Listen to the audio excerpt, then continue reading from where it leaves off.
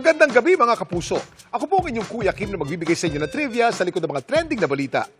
Nabulabog kahapon ang mga residente ng Bogo City sa Cebu nang sa kanilang barangay may biglang sumulpot na sinkhole.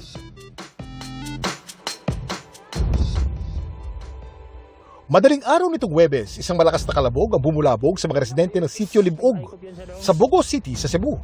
At nang sadyain nila ang bakanteng lote kung saan ang galing ang tunog, nagulat sila sa kanilang nadatnan. Ang lupa kasi roon, gumuho. Naging sinkhole. Pinakilabutan sir. Hanggang ngayon sir, nagigalagan pag yung mga lupa dito. Ang sinkhole, nasa 15 meters daw ang lapad. Habang ang lalim naman ito, hindi pa raw nila nasusukat.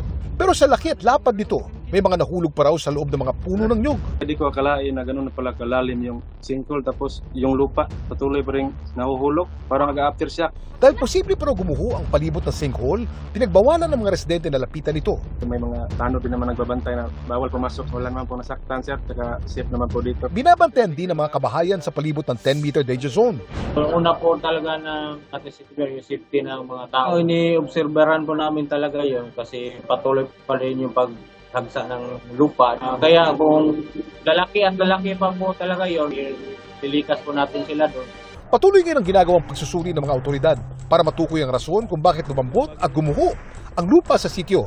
Magsumite kami ng report para sa MGB kasi para mapuntahan nila dito para ma-assess na MGB. Sa ngayon po, under investigation po. Nakakagulat ang mga balita na bigla-bigla na lang sumusulpot ang mga sinkhole.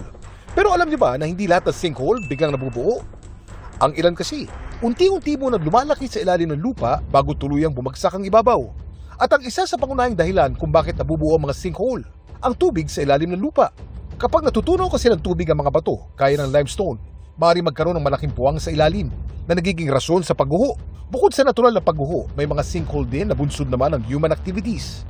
Maaaring magdulot ng sinkhole ng mga sirang tubo, drainage problem, pagmimina, pati na sobrang pagkuha ng groundwater. Pero mapanatural man o man-made ang isang sinkhole, ano bang dapat gawin sakaling mamataan ito? Kuya Kim, ano na?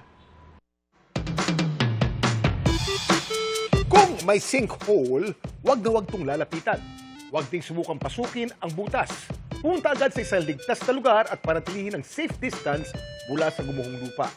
Maaari pa kasing lumawak o magkaroon ng panibagong pagguho. Kung nasa loob naman ng sasakyan, huwag piliting dumaan sa mga lugar na may sinkhole.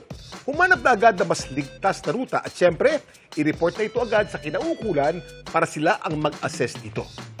Samantala, para malaman ng trivia sa likod ng viral na balita, i-post o i-comment lang, #Kuya Kim, ano na? Laging tandaan, kimportante ang may alam. Ako po si Kuya Kim at sagot ko kayo 24 oras.